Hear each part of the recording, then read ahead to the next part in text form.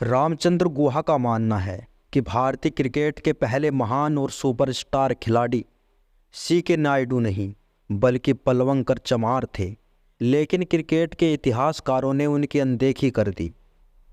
भारत में क्रिकेट को कुछ लोग धर्म और खिलाड़ी को देवता तक कहते हैं, फिर भी पलवंकर बालू के बारे में बहुत कम लोग जानते हैं।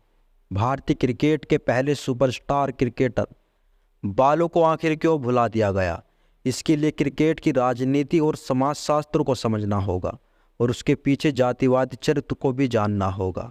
पलवंकर बालू का जन्म 1870 में वर्तमान कर्नाटक के धारवाड़ में चमार जाति में हुआ था। चमार होने की वजह से उन्हें बहुत संघर्ष और यातनाएं झेलनी पड़ी।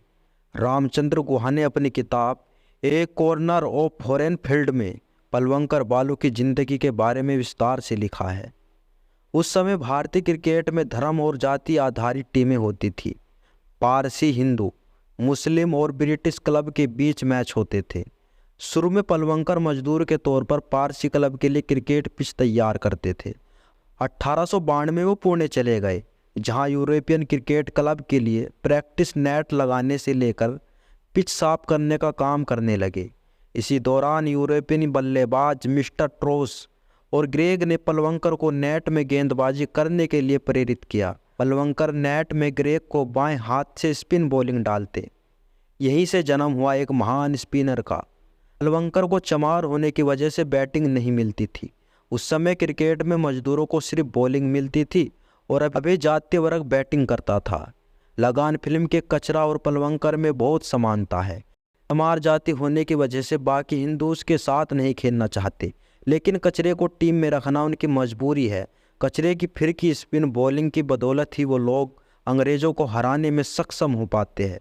पलवंकर को भी मजबूरी में ही सही हिंदू अपनी टीम में रखते हैं। मराठी इतिहासकार सदानंद मौर्य का मानना है कि उस समय हिंदू टीम अंग्रेजों की तुलना में काफ़ी कमज़ोर थी, लेकिन पलवंकर को टीम में रखने के बाद वो अंग्रेजों की बराबरी में आ गई। 1906 में पलवंकर की शानदार स्पिन बॉलिंग के दम पर पहली बार हिंदुओं की टीम हिंदू जिमखाना अंग्रेजों को हरा पाई। चमार होने की वजह से क्रिकेट टीम में भी पलवंकर के साथ छुआछूत भेदभाव हुआ। उन्हें अलग खाना पानी मिलता, उन्हें कप्तान नहीं बनने दिया गया। भारतीय क्रिकेट का पहला सुपरस्टार पलवंकर चमार। रामचंद्र गुहा का मानना है कि भारतीय क्रिकेट का पहला महान और सुपरस्टार क्रिकेटर सी के नायडू नहीं बल्कि पलवंकर चमार थे, लेकिन चमार होने की वजह से उन्हें भुला दिया गया। उस समय प्रथम श्रेणी के ही मैच होते थे। पलवंकर ने प्रथम श्रेणी के 33 मैचों में 15 की औसतन से 179 विकेट लिए। इसमें 17 बार 5 विकेट थे। ये असाधारण रिकॉर्ड है, खासकर ये देखते हुए कि उन दिनों मैच कोयर मेटिंग की पिच अर्थात नारियल के रेशों की बनी चटाई पर होता था। मिट्टी की नेचुरल पिच पर उनसे खतरनाक कोई स्पिनर नहीं था। उस समय पलवंकर के खिलाफ खेलने वाले M.E. पावरी पलवंकर को स्टिकी विकेट पर सबसे घातक बॉलर मानते थे। पलवंकर ने भारतीय क्लब के लिए अंग्रेजों के खिलाफ खेला। 1905 में जब बंगाल विभाजन के विरोध में राष्ट्रवादी भावनाएं चरम पर थी, उसके एक वर्ष बाद 1906 में एक भारतीय क्लब हिंदू जिमखाना ने पलवंकर के शानदार गेंदबाजी के दम पर पहली बार ब्रिटिश क्लब के खिलाफ जीत दर्ज की। ये फाइनल मैच था। इस जीत को राष्ट्रीय स्तर पर सेलिब्रेट किया गया। 1911 में भारत के कई क्लबों को मिलाकर एक टीम बनी जो खेलने इंग्लैंड गई। ये टीम 10 मैच हारी और मात्र 2 जीती, लेकिन पलवंकर ने निजी तौर पर शानदार प्रदर्शन किया। उन्होंने 114 विकेट के लिए 376 रन भी बनाए। उनके प्रदर्शन को पूरे भारत में सराहा गया। इस तरह अगर राष्ट्रवाद के भी नज़रिए से देखें तो भारतीय क्रिकेट के पितामह पलवंकर चमार है। रणजी ट्रॉफी का नाम पलवंकर ट्रॉफी होना चाहिए इंग्लैंड के लिए, और इंग्लैंड में खेलने वाले रणजी सिंह के नाम पर रणजी ट्रॉफी क्यों होनी चाहिए? कारण स्पष्ट है। अंबेडकर भी मानते थे अपना नायक। पलवंकर एक अखिल भारतीय दलित नायक थे। उनके प्रदर्शन की खबर मद्रास तक छपती थी। अंबेडकर अपने युवा काल से पलवंकर को अपना हीरो मानते थे।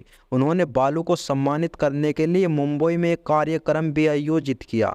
पलवंकर दलितों के हीरो और प्रेरणा स्रोत है। बाबा साहेब ने 1926 1927 में अपने समाज सुधार कार्यक्रमों के दौरान दलित बस्तियों में पलवंकर के बारे में चर्चा जरूर करते थे। भारत का प्रथम क्रिकेट परिवार।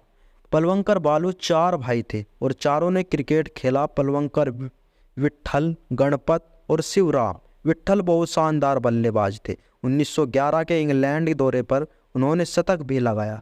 विजय मार्चेट जैसे क्रिकेटर विट्ठल को अपना हीरो मानते थे। 1923 में विट्ठल इंदौर की टीम के कप्तान बनने वाले पहले चमार थे। यह उनके लंबे संघर्ष का नतीजा था, क्योंकि उस समय टीम के कप्तान उस जाति के ही खिलाड़ी होते थे। छुआछूत भेदभाव से संघर्ष कर दोनों भाई बुलंदी पर पहुंचे, लेकिन दोनों नायकों को जानबूझकर गुमनामी के अंधेरे में डाल दिया गया।